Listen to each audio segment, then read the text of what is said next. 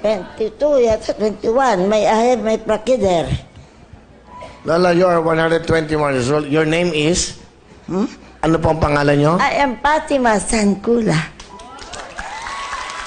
Lola, when is your birthday? When? Birthday is 1896, June 20. My birthday. Oh, yeah. 1896? 1896, June 20. Lola, ilan po ang anak nyo?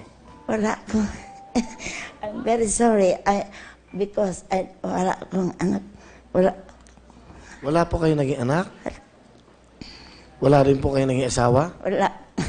Mayroon akong boyfriend. Pagkagandang lalaki. Is a basketball player. Pero ayaw ko na.